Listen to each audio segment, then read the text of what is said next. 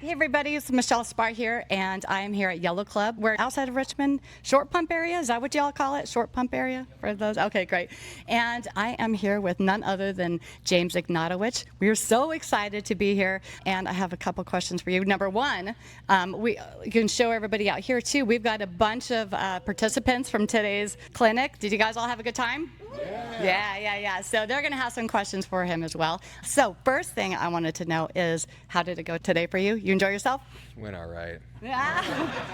I mean, are we like the best group you've ever had? Yeah, probably the best group I've ever had. No, I thought it went well. I mean, I think it was definitely cool to see. You know, it's funny, like when you go to areas where there's not a lot of professional players, it's definitely fun to teach people because a lot of the stuff they've never heard of before. You know, like if I do clinics in South Florida where they've already taken a bunch of clinics with other pros, you know, it's not the same. They're like, okay, yeah, James, I know, I get it, you know. But I think over here it's cool because I don't know if there's a ton of like top pros in this area exactly. So I think it's cool for me to come and, you know, the game is changing so quickly. There's always new things that are being introduced, new strategies, different techniques and stuff. And so I think it's definitely a unique opportunity for me to be able to tell people something that they may have not heard before. Yeah. You know. So. Yeah, and I think if you wanted to point out the one person that almost earned you today. Oh, was that me? Was that you? I think it was me. I don't know. Did we get that on video? I feel like we should have. I don't think that happened. I think it did, right? Almost Ernie. I mean, I don't think that's it. Yeah. All right. So the other thing about James is that he is not only like a pickleball legend, but he is like a pickleball paddle guru. And I'm sure a lot of you follow him on social just because you want to know what like the latest paddles are. And so you were so into it that you decided to start your own paddle company, correct? Yeah. I decided to start my own company. I mean, I think it was funny. Like, I was always really interested in what was going on behind the hood of paddles, like what actually is inside of them. And I was always trying to, you know, with my last company that I was with, I was trying to help and provide feedback, and they didn't really let me give any feedback. So I was like, okay, I want to try to make my own paddle. And so then I started making my own paddle. I picked my smartest friend from when I was growing up, and who's now the co-founder of RPM, and we got together and we weren't even trying to make a company at first. We were just learning about everything that goes into a paddle. How do we get a paddle with the most dwell time? How do we make it so that, you know, it's got everything that I like about it? I spent 6 hours every day learning about all the materials and opening up paddles with my bare hands. Like any paddle you have, I've opened it up with my hands. I've got like carbon fiber splinters. I heard that story. Yeah. So I still have that. So I could tell you anything about a pickleball paddle. And so I did all that, and then eventually we made a paddle that I really liked. And we were like, okay, maybe we should just start a company because I'd rather use this than a Selkirk. So. And you could kind of design it to exactly what you wanted and needed, right? Oh, other than a Selkirk? Oh, did you hear that drama? Oh, okay, go ahead. I just said I'd rather use this than a Selkirk because that's what I was using at the time. Okay. There's nothing wrong. I just thought we were going to have some juicy gossip here. I'm like, soundbite. I'm going to just pull that line out only. All right, so how many of you guys got to use one of the RPM paddles today? Anyone demo it? I did, and I really liked it. I actually really liked it, so congrats, good job. All right, maybe we'll just go around if anyone has, there's a microphone floating around here, so if you guys have any questions, I'll let you all ask first. Hello, everyone. So James, once people hit that 5.0 level, I guess, what's kind of, like, what would you say is going to take them kind of to the next level, like 5.5 plus, 6.0, you know, and onwards? Like, what's that one thing? Is it more technique based, or is it more fitness based? What would you say that is? I think it definitely gets a lot more physical. I think it kind of depends on the person. Like, there are some people that are like, you know, in the top 50 or whatever that are not necessarily super athletic, but they just, if you are not necessarily super athletic or you don't have like super fast hands or something, then those players just get to the kitchen every single time. They never miss a dink. And they also have maybe some smarter attacks that I think just probably come from pattern recognition. Like, I think a lot of it is just pattern recognition of playing against higher level players over and over. Right. You know, like if you play the pro qualities all the time and you're always playing against higher level players, you're just naturally going to pick up on stuff that happens, and you just will get better that way. So I think at a certain point, it's not going to come from drilling. Like, at a certain point, it just comes from playing against players that are better than you over and over again, and then you just kind of, you know, like, so qualifiers over there. You just kind of get it. I mean, I think the more that you, like, for example, for me, like, if I play against like a 5.5 player or something, I feel like my biggest advantage, well, for me it's a little different because frankly, like overpower a lot of people. But I think that, you know, it would also be that I can hit some shots that they just haven't seen before because they're just not familiar with it. You know, like Right, if you don't play against pros, you're not used to some of the shots, and so I can just maybe catch them off guard with some shots that are surprising. So I would say maybe watch a lot of pro pickleball. I don't like to watch pro pickleball because I think it's boring, but you know, then again, like for me, it's a little different because it's a bunch of people that are like the same level as me. So I'm Right. like, whatever. Like I don't even really, Right. You know, it's not that fun. But I would say, yeah, watch a lot of pro pickleball and become the best athlete that you can be. That definitely helps, especially in mixed doubles. I think pro level mixed doubles is all just about how athletic you are and like how much court you can take, you know, and stuff like that. So yeah, that's about it. I mean, you know, nothing else. Yeah. Yep. No, I agree because, you know, Gabe Tardio, I mean, he's pretty skinny, I would say, and he hits the crap out of the ball, you know. Yeah, he's got a super loose arm. He's like really loose, and he's just really, which I think helps. But some people, yeah, it's not even about like some people look stronger, but they can't hit the ball as hard. A lot of it is just like, you know, being fast, having like a fast twitch muscle fiber. I don't know. I mean, but Gabe is just like ridiculously talented too. So it's tough to, you know, but yeah, that's about it. All right. That's it. All right. Cool. Anyone else have a question? All right. Nope. Sorry, Mark. Hey James, my name's Eric. Just a quick question personally. As far as height, do you feel like there's really an advantage with height? Yeah, I think there definitely is. I mean, I think that like, especially in mixed doubles, you know, I think being a bigger player in mixed doubles helps a lot. Right. I mean, I think that like, you know, but that you don't have to be tall. I mean, it's funny because there's advantages to being taller and there's disadvantages. Like if you look at Hayden Patrick, he's only 5'6", but he's like, you know, an incredibly good player. But I think being taller definitely probably has more advantages in mixed doubles because you're just harder to get the ball by. You can lean in and attack more, you know. But I think smaller players sometimes will have faster hands because it's just it's a shorter lever that's moving.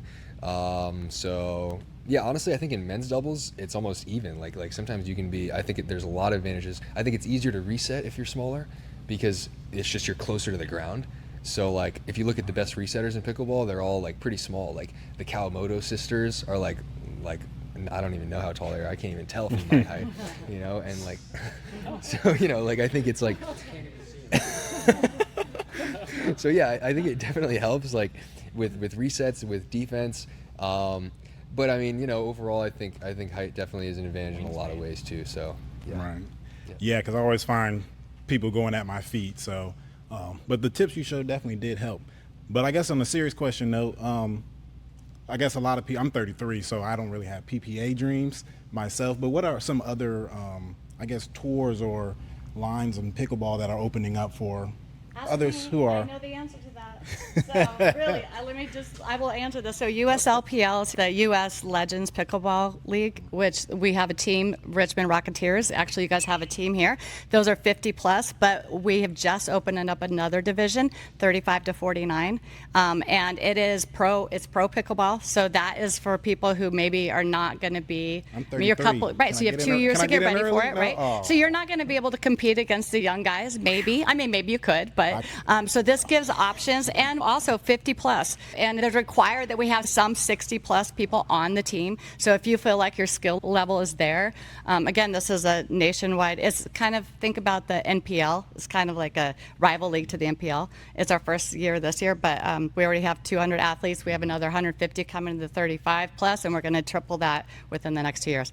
Okay, I'm the league correspondent. I don't own it. I'm just the voice of the USLPL. But if you want more information on that later, I will definitely be talking to you also. Okay, very good. Now back to you. You might have a better answer than that, but I thought mine was pretty good. That's the only answer I could give. Okay, I there don't we go. know. I figured. What about the, I guess I was thinking, because the last thing I saw was like the AP, what is it, APP tour? APP? Yeah, those guys are pretty good still. Like, yeah, they're pretty good still. I don't know. But like, I mean, like, okay. I don't know. I mean, I think like, I don't know. Yeah, I don't have any really good answers. I know there's a lot of tours that are getting made. Like I think the APP is pretty tough. Like, but then outside of that, you know, like in Asia, there's a bunch of tours that are getting made.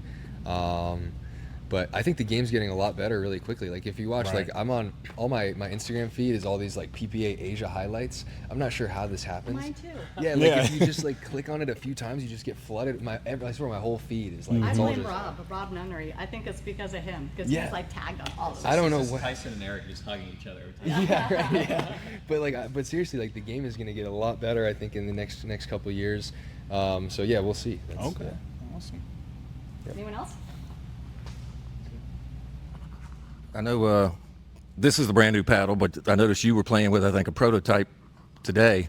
Oh, Is that it's a just the same? It's just black. prototype of this one? No, it's the Okay. exact same paddle. Yeah. It just does not have a design on it. Sure. So that's the only difference there is because for us, for the rest of the year, for the PPA Tour, our paddle is not allowed to have a design on it for professional play in those Yeah. exact Right. ones because we don't want to pay the $100K until next year. Right, right. I didn't know if you were already working on your next model or not, was why I was asking. We are, That but was I'm not going to use that one. not, I got to it's not focus out, on my not out for show yet? Okay. All right, cool. You guys are all doing a great job of holding the mic up to your mouth. I just want to say. Except me. Yeah, right. Treating it like a We can hear butt you. drop. I'm teasing you. You're a pro. You know what you're doing. Anyone else? Anyone else? No, I'll take it back. Oh, go ahead. Yeah, here you go. So, upcoming tournament, what are your thoughts on it? What players are living rent-free in your head? I love that. Well, no, I mean, I think like, you know, the last tournament, it's funny because pickleball is so random, you know, like the last tournament we played with wooden paddles and that was actually super fun. Like I got to the finals and I had like a super fun time because with wooden paddles, it's like, it really shows you more like real pickleball.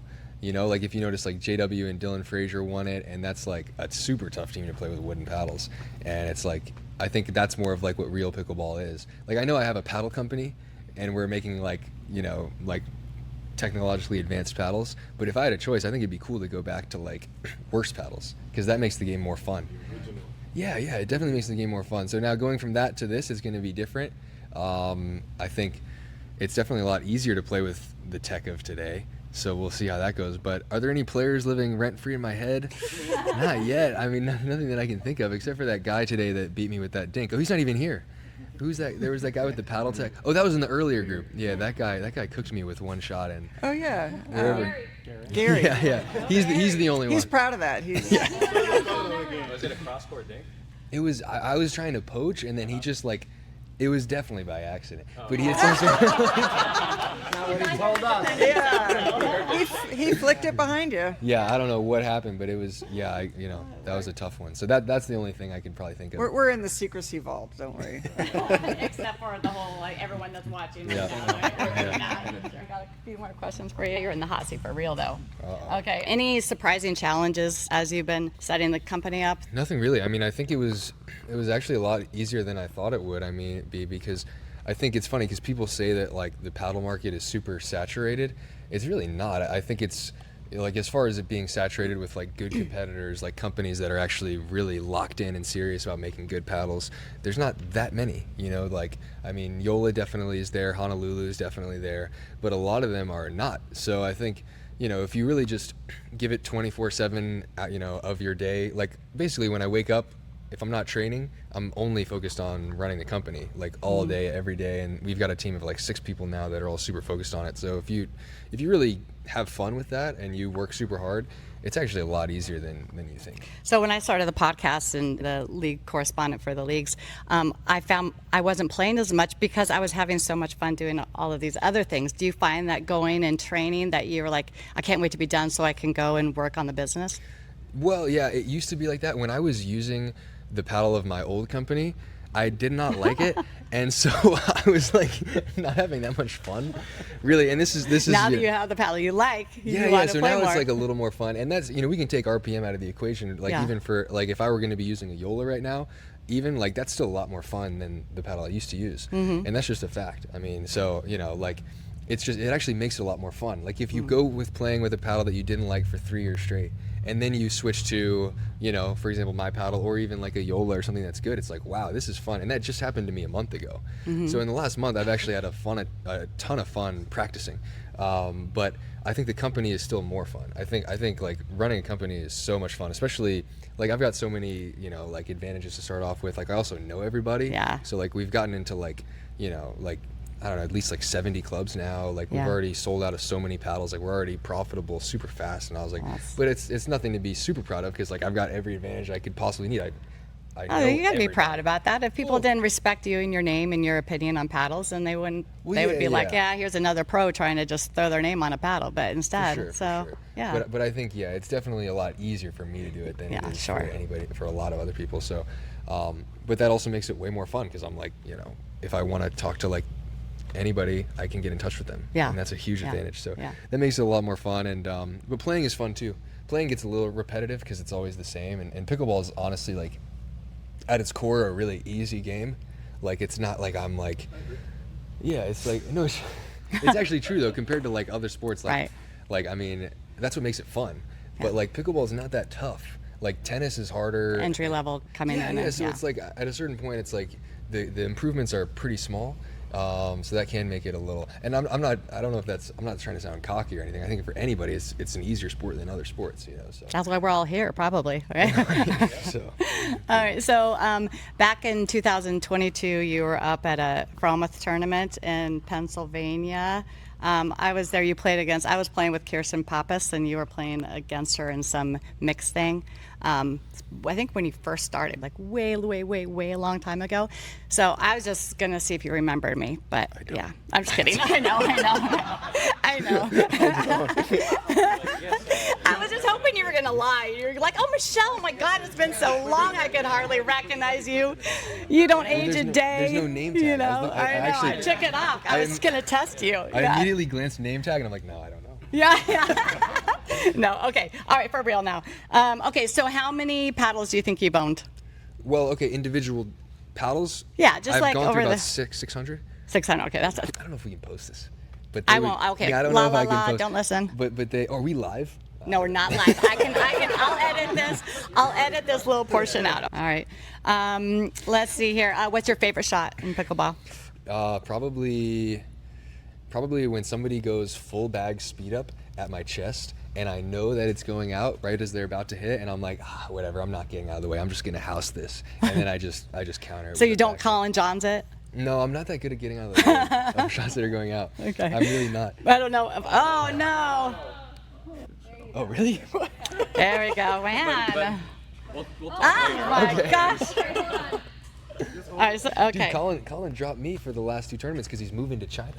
Oh, really? Yeah, fun fact, I had my last two tournaments of the year set up with Collin Johns, who's my partner. We made the quarters a bunch of times, great partner. And then he's like, hey man, these last two tournaments of the year, I can't play because I'm moving to China. Moving Nobody there. knows it. Collin Johns, my doubles partner, I lost There you him go. to China. Who's your sub? I don't know, man. That's what I'm saying. I'm here, man. Yeah, if you need anybody. It's like 2 hours over here. Let's go. Yeah, I'm set for Virginia. It's the last two. I think I'll probably play with Ryan Fu or something. I don't know. But yeah, I lost Collin. That's a tough way to lose a partner. Hey, is this something that's publicly known, or is this an exclusive No, for it's Mom? You're publicly embarrassing known. me. I was just hoping that we were the first to know. I mean, that's pretty exclusive. I don't think anybody Okay. actually knows he's moving to China. There we go. Hey, Mom, you're embarrassing me. Mom, there we go. Exclusive. He's doing a demo for his RPMs. Yeah, this is the first Oh, time. that's okay. Good. Good. I like it. So, Yes, you can. About the paddle, like, what's your recommended like usage time out of the paddle? Like, I tend to use a paddle until it literally falls apart. Like, I got a Halcyon from his paddle 2 years ago, and I still use it. Like, what's the longevity you'd recommend before swapping out for like a regular play? I play every day. Yeah, well, it also, I mean, it depends on the paddle too, right? Because like I said, like with the Power Air or with certain paddles, it would be a lot faster. I think the life cycle, for example, of like a Pro 4, for me, I like to play with it for like probably a month or so. And then it kind of depends on how hard you hit the ball and how much you play. Like for me, a month is different because I'm playing every day and I'm hitting the shit out of the ball. But like if it's somebody else, then, so for me, I'd say this is, everything about it durability-wise is pretty much the same as the Pro 4.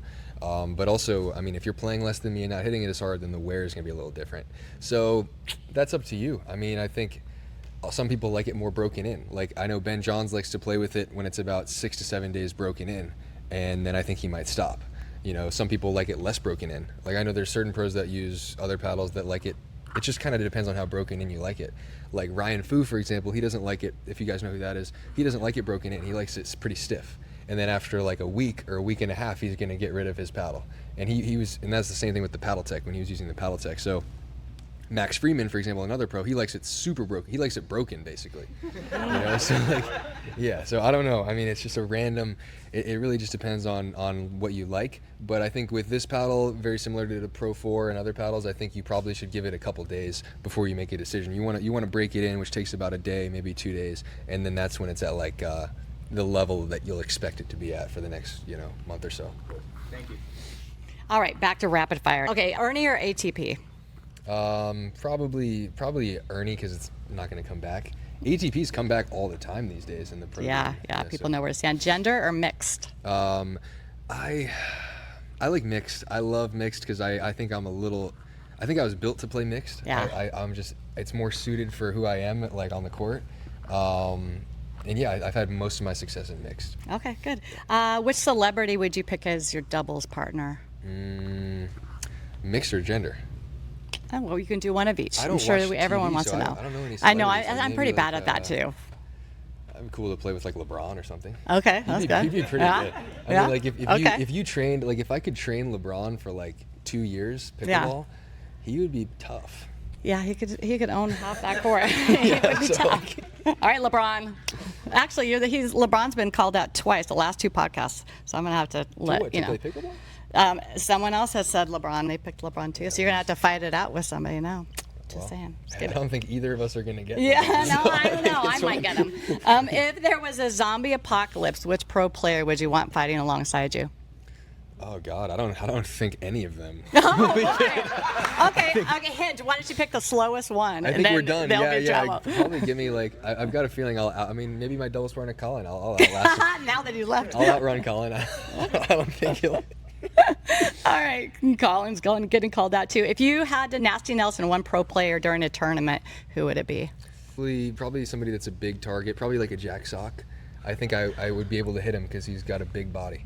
And I mean that in a good way. He's a great athlete, but Yeah. he's big and strong, and it'd be tough for him to get out of the way. So a lot of you know James Broker because he's a local guy. You guys know James Broker, pro player, and he was playing against Jack Sock, and Jack Sock tried to Nasty Nelson him. Because he got Successfully, or no? he got out of the way, barely got out of the way. So he deserves it because he was going after my bud. So. I think if you're a pro player and you get hit by a Nasty Nelson, yeah, you deserve to lose the point. You should not be playing pro anymore. It's like, I think it's a totally fair shot. If I get hit by a Nasty Nelson in a pro match, I'm not going to be like, hey, what's wrong with that guy? I'm going to be like, what's wrong with me? Yeah, understandable. Okay, last one. If you were thrown in jail, who would bail you out? No questions asked. And you can't say Collin again. Probably Ryan Fu because he owes me so much. You want to tell us why he owes you? Well, It's do you exclusive. know who that is? I mean, I taught him how to play pickleball.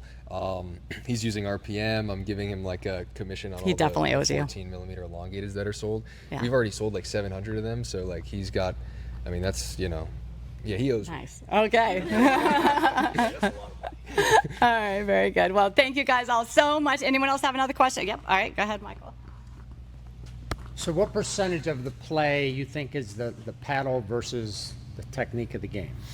Good question. I think it depends on how big the discrepancy is of the paddle versus the other paddle, because there's not a big discrepancy with a lot of paddles, and then there is still a big discrepancy with others. Like I think that, for example, hitting a reset with a paddle tech versus hitting a reset, and I'll leave RPM out of it. Like hitting a reset with a paddle tech versus a Pro 4, it's tough. It's a big difference. Like I mean, I think if you're trying to you can correct me if I'm wrong, but like it's tough.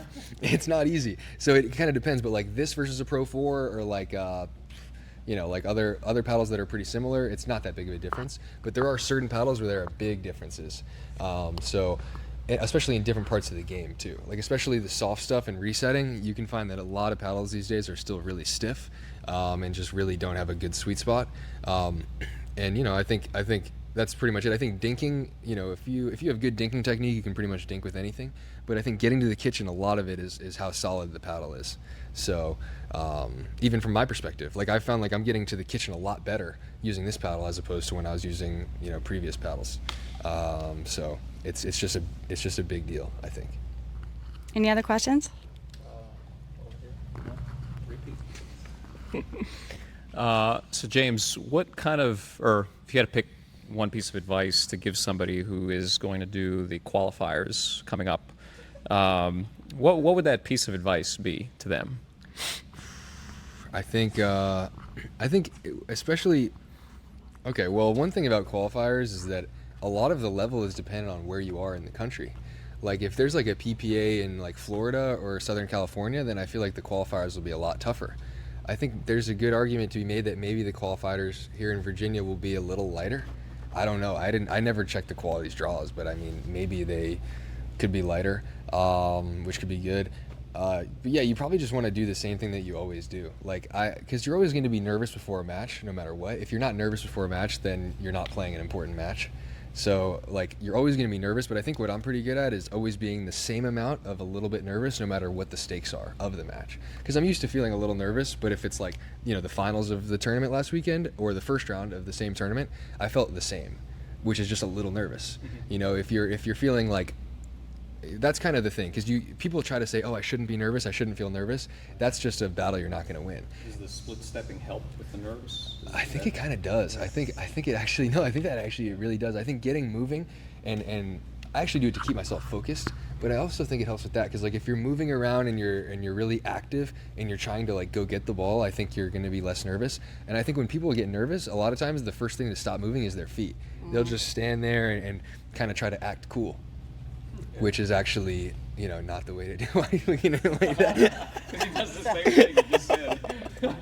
Well, that's a normal thing. I mean, yeah, and that's like the normal human response is like when they're nervous to just kind of like, be still like a cat or something that just like, but really you want to be moving and always kind of just embracing the nerves and then they start to go away after a few points. They just, for me at least, when you get into the flow of the game, they just start to go away. So, yeah. Nice. Anyone else? Keith, Tam, you got a question over there? All right, y'all had some great questions. Nice job. Thank you guys all very much for contributing. Really appreciate it. Thank you to Lauren. Thanks to James. Yello Club. You guys have a great facility here. So, yeah, hats off to you guys. Thanks for hosting. Anything you want people to know? No, they seem to know everything they need to know. Okay. Anything about RPM? Anything else you want to share with all of our million followers? Honestly, like I love playing with the paddle so much, like that I think you should just play with it for like 30 minutes and I don't even like if I thought the paddle was like just okay, I'd be like, hey, there's this tech about it and this. Honestly, just play with the paddle for like 30 minutes and that's all you need to do. Yeah. Yeah. Yeah, I did. I played it for 30 minutes and I liked it. So, awesome. All right. Thank you guys. Thank you guys so much. Lauren, thank you. Great job, guys.